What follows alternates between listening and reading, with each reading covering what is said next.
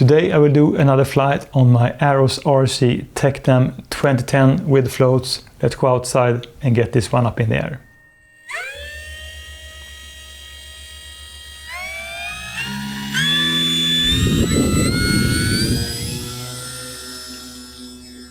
Just facing kind of the wind direction today. It's a little bit gusty and just comes and goes.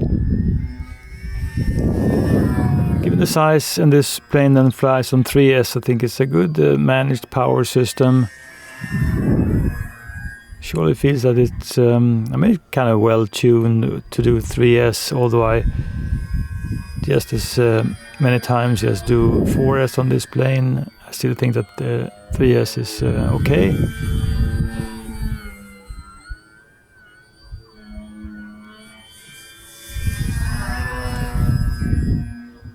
Good inverted performance from the Tecnam.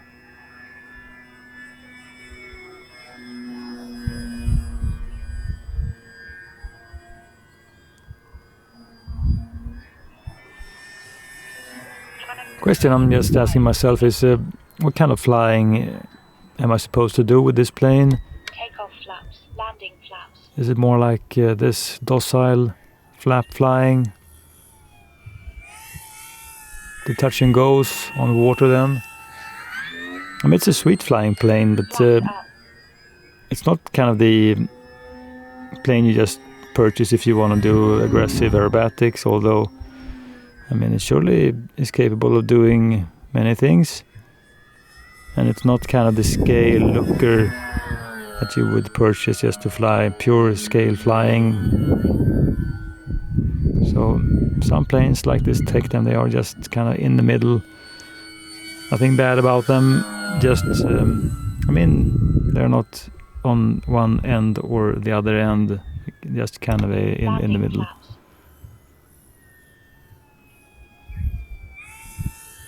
Time remaining 4 minutes. Flaps up.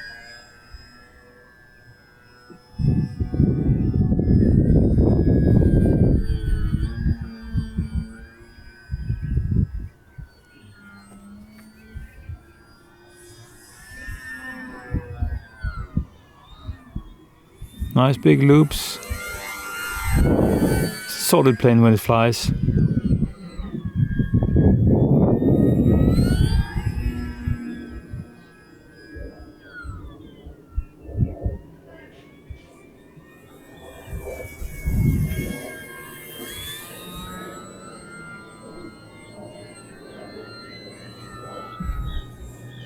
If this plane would have been kind of a tail dragger with nice large bush wheels, it would be really versatile. Oops, right now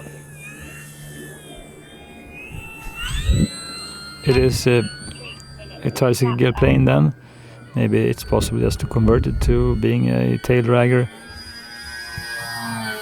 But I also have so many tail draggers, so every plane doesn't have to be a tail dragger. It's just that if you have a tail dragger, you're not really concerned about vulnerable nose gears, and just as with other tricycle gear planes, then nose gear is the most vulnerable thing on them.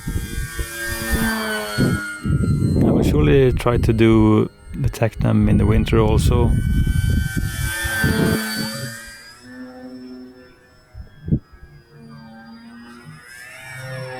It's a little bit overall white plane, but you do have markings then on the other side of the wing. As you can see, they all have some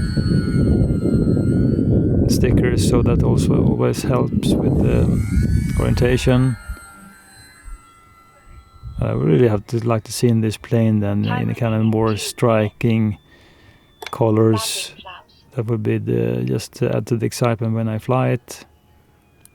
Right now I'm kind of not sure if I would keep this plane. I mean, it's nothing bad about it. It's just that I have so many planes in this category. So if it doesn't offer anything special. On the other hand, I think it's a cheaper plane than the Turbo T Revolution. Just to compare it to a similar sized plane, then it's lighter. It definitely feels lighter when you fly it. it's a good package with everything the Turbo Timber Evolution offers, except then for the electronics. Flaps. So, I mean, it's a good plane nevertheless. And I'm really kind of had itchy fingers just to do some sort of either sticker improvement on this plane or just paint. Time remaining 1 And I think that I'm not sure if it does exist, but I haven't seen it. If you could kind of just custom design stickers and just leave them to a company and they will print it and make high quality stickers. Maybe there's such a customer service, I don't know. That would be really sweet.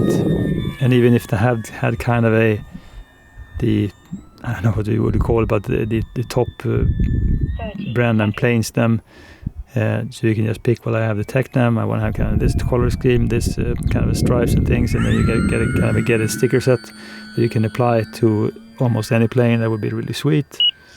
Because some planes then, like the Arrow Strecker and this plane in particular, they are kind of bland and just boring. But if you would really have some striking colors on it, like the Durafly Tundra version 3, which is really great designed RC plane then in colors, then it would be really nice. So a soft landing, really great flying today. I don't think that this is the most fun RC plane I have. I mean, it is kind of a good size, although I do prefer kind of 1.3 as my widest wingspan because they are more lightweight. But this is also really rather lightweight, especially compared to other like 1.5 meter wingspan RC planes. So it's much lighter than, for instance, the Maul M7 or the Turbo Timber Evolution or the Air Tractor or the Tasman then from X-Fly. So that's a good thing, but I also think that the choice of stickers on this RC plane just feels like they just made something, because it is an all-white RC plane, and I would really like to have seen this kind of in a red or orange or just some really popping colors and just design. That would be just fantastic. It's also just a 3S RC plane when you purchase it. So, I mean, 3S versus 4S in this size, I think that it becomes just more fun if it's tuned for 4S. I also think that this plane, I mean, it doesn't fly bad, not at all. It flies really, really well, and it's quite fun to fly. It's just that, you know, when you have flown so many RC planes, you become a little bit picky because you instantly just recognize something that it is truly great. And this is not truly great, it's good, it's not truly great, and it's not bad at all. It's just a great design RC plane. And it's also quite easy to assemble. I mean, you have these wing halves, floats, the rear stabilizer, and just put in the prop also, a spinner and these wing struts. But overall, really easy build. The only thing to me then, when it comes to build on this RC plane, they should really have put on some sort of quick connectors then for the ailerons, for the flaps and LED lights, kind of in the wing. That would just make the cabling so much easier. And when you purchase this, you do get a vector stabilizer, but just having this vector and also the included speed controller, which does support reverse thrust, then you just have to use more channels than a regular 6-channel receiver.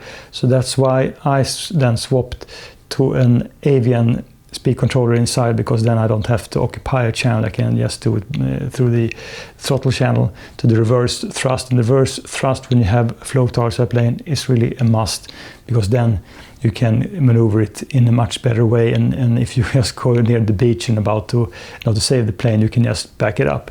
They have this huge place then to put a battery, which is just ridiculous, really. And you also have access to the nose gear servo when you want to do like land flying this RC plane. But just over here, just a mess of cables. So if I could figure out to do something better, I would surely do it. But there's just some opinions then about this Tecnam 2010. I mean, it's a good plane, not the greatest one. Certainly they could have done this, I think, both in design and some sort of assembly and cabling features. I think I could have made a much better job with this RC plane.